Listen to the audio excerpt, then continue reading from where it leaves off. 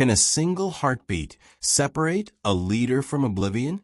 Can the space between breaths measure the distance between power and a violent end? For Captain Ibrahim Traoré, the self-declared leader of Burkina Faso, that distance was measured in mere centimeters. On a day that started like any other, but ended etched in the annals of elite protection. The air in Ouagadougou hung thick and heavy that afternoon. The sun beat down relentlessly, baking the tarmac and casting long, lazy shadows across the presidential compound. It was a day for routine, for meetings behind closed doors, for the steady rhythm of governance in a nation gasping for stability. Captain Traoré, a man who wore his military fatigues more comfortably than any suit, was scheduled for a security briefing. Just another task in a long list for Africa's youngest head of state. But in Burkina Faso, routine is a fragile illusion. Danger breathes in the dusty air, a constant, unseen companion, especially for a leader who seized power, not inherited it. Inside the compound walls, an invisible tension simmered beneath the surface of calm professionalism. Traoré's close protection detail, his personal guards, felt it. These men were more than just bodyguards. They were shadows, trained in the unforgiving crucible of West African conflict. Whispers had slithered through encrypted channels in the preceding days. Vague warnings, hints of trouble brewing. Nothing concrete. But this team operated on the principle that even the smallest ripple could signify a tidal wave. The compound wasn't on lockdown, not officially, but access was tightened. Plainclothes operatives melted into the background, their eyes missing nothing. Snipers, unseen, held vigil on rooftops, their scopes scanning arcs of potential threat. High above, surveillance drones hummed, metallic eyes in the sky. The stage was set, though no one knew the play was about to turn deadly. Captain Traoré arrived in his customary black armored SUV. His face, young but etched with the seriousness of his responsibilities, appeared calm as he prepared to exit the vehicle. His security team, however, was a study in coiled readiness. Hands hovered near concealed weapons. Eyes scanned rooftops, windows, doorways, faces in the small assembled group. Every sense was heightened. They were prepared for the conventional, the expected ambush, the sudden rush. They were not prepared for the surgical precision that came next. As Traoré stepped from the relative safety of the armored car and took perhaps 2 steps towards the shaded hallway leading inside, the afternoon stillness was ripped apart. A single, sharp crack echoed through the courtyard. It wasn't a car backfiring. It wasn't celebratory fireworks. It was a distinct, lethal sound of a high-powered rifle, fired with deadly intent from a hidden position. Still with me? Drop a yes in the comments to let me know you're tuned in.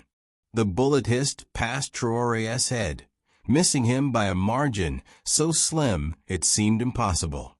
It kicked up dust just beyond him, a tiny explosion marking the spot where death had momentarily paused.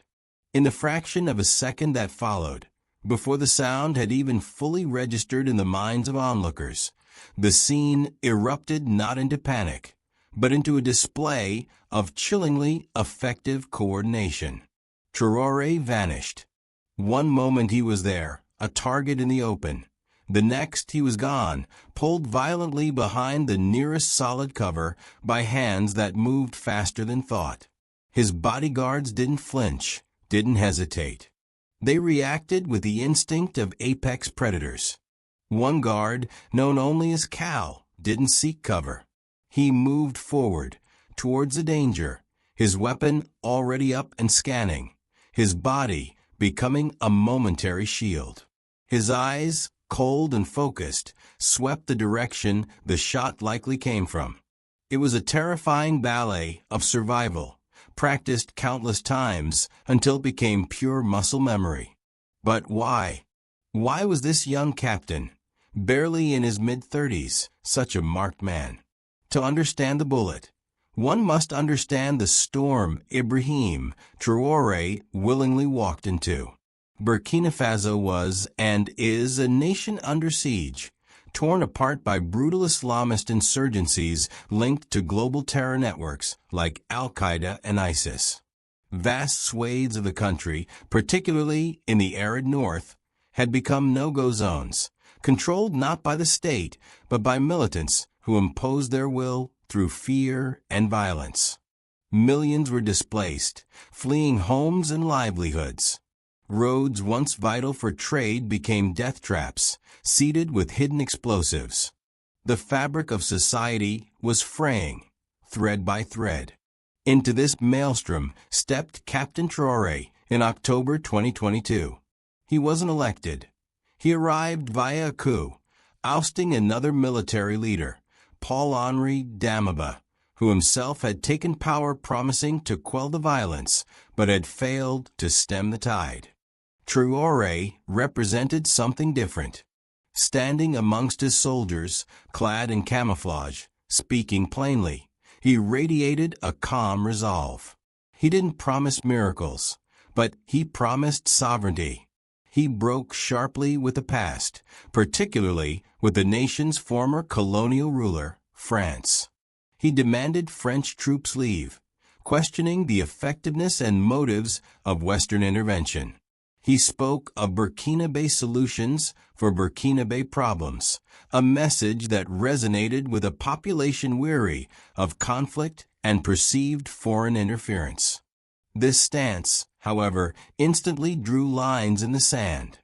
It alienated powerful international players accustomed to having influence. It threatened entrenched domestic elites who benefited from the old systems. It unnerved rival military factions and warlords who saw their own power potentially diminished. For some, Traoré became a symbol of hope, a chance for genuine independence and discipline. For others, he was a dangerous disruptor, upsetting a delicate, if deadly, balance in a volatile region. He wasn't just leading a country. He was challenging an entire geopolitical game board involving France, Russia, the U.S., and even private military actors like the Wagner Group, all pursuing their own complex agendas in the Sahel. A man making such waves inevitably creates enemies willing to silence him. It wasn't a matter of if an attempt would be made, but when.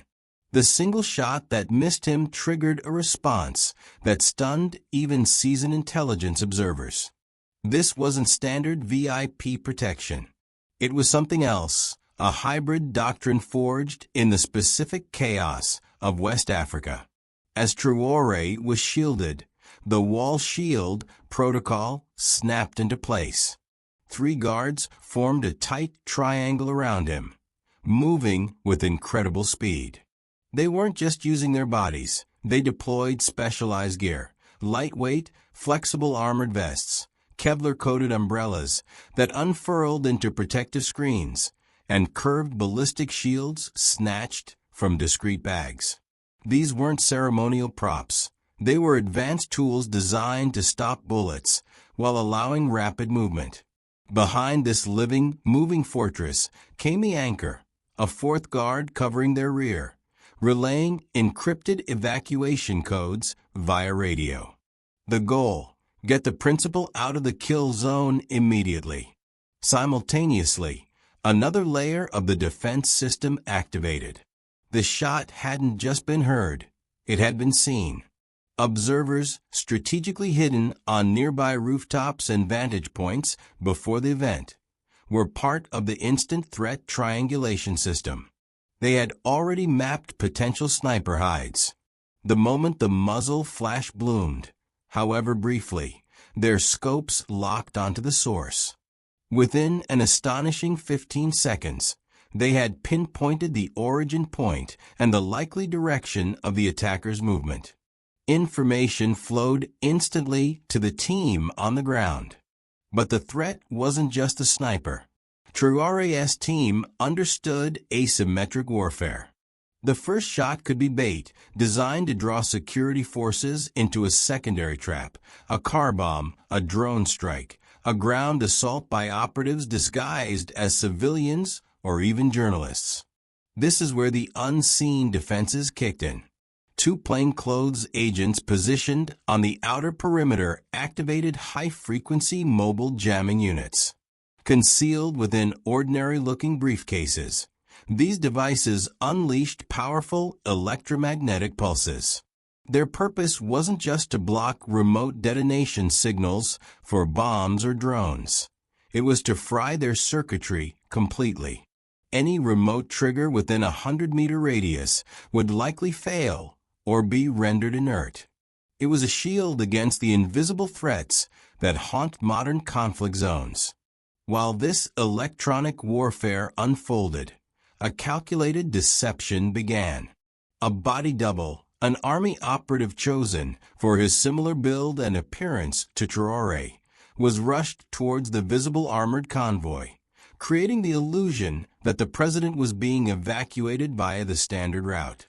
This drew attention, chaos, and potentially further enemy fire. But the real Captain Traoré was already moving in the opposite direction, underground. Escorted by 2 guards and a medic, he was guided into a discreetly hidden entrance to a utility tunnel, part of the compound's emergency infrastructure. Through narrow, dimly lit concrete passages beneath the feet of the scrambling personnel above, he was moved swiftly and silently towards a pre-designated safe house located 3 blocks away. On the surface, the scene devolved into controlled chaos. Security forces returned fire towards the suspected sniper nest. Staff members scrambled for cover. Civilians caught nearby ducked low. The visible evacuation of the decoy proceeded under a hail of confusion. But the actual target, Captain Ibrahim Traoré, was already effectively a ghost, slipping away through the hidden veins of the city. Think about the standard protection details for world leaders.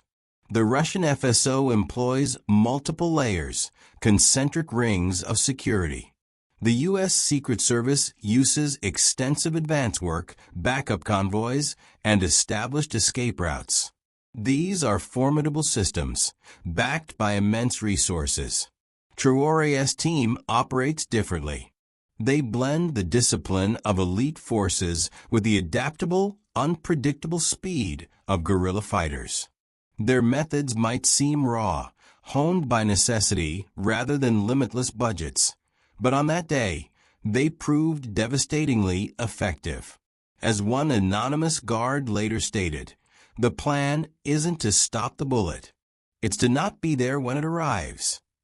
Another elaborated, everything we practiced happened faster than a breath. We didn't panic. We moved. That's the difference between a funeral and an escape. Their training wasn't just about marksmanship and physical defense. It was about understanding the unique threats of their environment, where an enemy could be a soldier, a civilian, or even a political figure in disguise. They trained for chaos, for the unexpected angle, for the attack that comes from nowhere. Just as the underground evacuation was underway, fulfilling the primary objective, a second shot rang out. This one came from a different direction, the east. It struck the vehicle intended for the decoy, the one visibly leaving the compound.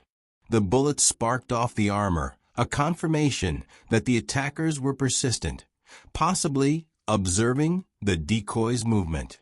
This secondary attack triggered yet another countermeasure. A modified SUV within the security perimeter instantly deployed a massive, full-body mobile ballistic shield from its rear. This unfolding barrier was designed to stop even armor-piercing rounds, providing mobile high-level cover. The decoy vehicle, now confirmed as a target, caught fire. adding smoke and screams to the surface confusion. But it didn't matter for the real president's safety. By then, Traoré was blocks away, secure within the safe house, the sounds of the firefight distant echoes. Within 30 seconds of that second shot, tactical teams stormed the suspected sniper nest pinpointed earlier. Inside, they found the telltale signs: a high-caliber rifle, spent shell casings still warm, a rappelling setup indicating a rapid rooftop escape. But the shooter vanished. Or so it seemed initially. 1 block away, another security unit, part of the wider cordon, noticed something amiss. A lone figure attempting to blend in with a group of delivery workers. His gear looked slightly wrong. His identification papers felt counterfeit. His explanation for being there crumbled under questioning. According to unconfirmed reports from within the security apparatus, he didn't make it out of the cordon. The official story, however, remained murky. And this is where the known facts blur into the shadows of intelligence and speculation. A significant research gap that leaves critical questions unanswered. Who exactly was the triggerman? Early forensic evidence pointed towards a foreign mercenary, highly skilled, likely Eastern European, using sophisticated equipment, including a silencer. This wasn't a disgruntled local. It was a professional hit. But was he alone? Whispers emerged, unverified leaks from intelligence circles, suggesting a team of at least 3 operatives, possibly South African or Eastern European, had infiltrated Ouagadougou days prior. What were their precise orders beyond the assassination? Who financed them? What network facilitated their entry, surveillance, and planned escape? The official investigation yielded no public answers. Some rumors suggested the captured operative was swiftly eliminated, his identity erased to prevent diplomatic fallout or exposure of deeper conspiracies. Others maintained the primary shooter, and perhaps others slipped through the net, spirited away by an established exfiltration network specializing in extracting deniable assets. The lack of clarity is perhaps the most chilling aspect. Was this state-sponsored? Was it orchestrated by rival factions within the complex web of Sahelian power struggles? Was it blowback from disgruntled former colonial powers or competing global interests jostling for influence and resources? The ability of such a high-level assassination team to operate and then seemingly vanish points to significant logistical support and a desire for plausible deniability by whoever pulled the strings. This ambiguity itself became a weapon, sowing fear and mistrust. None of these uncomfortable questions or contradictory rumors made the headlines. What did dominate the news was the image of Captain Ibrahim Traoré himself, appearing on national television just 4 hours after cheating death. He stood calm, steady, wearing his military attire, flanked by his top security chiefs. There was not a scratch on him. He didn't explicitly mention the attempt on his life. He didn't need to. His presence was the message. He was alive. He was undeterred. The attack had failed. The government maintained an official silence.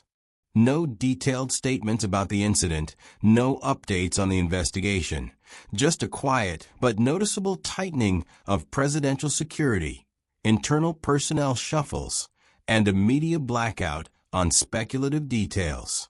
While Ouagadougou kept quiet, the rest of West Africa was listening intently. In the following weeks and months, presidential security details in neighboring countries were visibly augmented. Convoys grew longer. Tactical teams became more prominent during public appearances. Airport protocols were enhanced. Diplomats, speaking privately, admitted a growing fear. The rules of the game were changing. The threat wasn't just insurgents in the bush. It was professional assassins targeting leaders in their own capitals, a new, more insidious form of warfare aimed directly at Africa's rising, often defiant, leadership. For years, the paradigm of presidential protection in many parts of Africa had been based on visible strength, large military escorts, overt displays of force. The Traoré incident starkly illustrated the potential weakness of that approach. Visibility could equal vulnerability. Traoré's survival showcased a different philosophy, one rooted in agility, intelligence, deception, and layers of defense, both seen and unseen. His guards weren't just soldiers with guns. They were specialists in urban combat, counter-surveillance, psychological warfare, and asymmetric threat response. They understood that in their world, the greatest protection often lies not in standing and fighting, but in disappearing like smoke. The missed bullet didn't end the threat against Captain Ibrahim Traoré. It merely marked the beginning of an open war for his life, a stark reminder of the perilous path he walks, leading a nation desperate for peace while navigating a treacherous landscape of internal strife and shadowy international interests. The Ghost Team had saved him once, their silent, precise dance defying death. But the question remains, hanging heavy in the Sahelian air. For how long can skill and secrecy hold back the tide of enemies determined to see him fall? The story is far from over. If you find these deep dives into the complex world of security, geopolitics, and leadership fascinating, make sure you subscribe to the channel. We explore the hidden stories and high-stakes events that shape our world, bringing you insights you won't find anywhere else. Hit that subscribe button and join us for more content like this.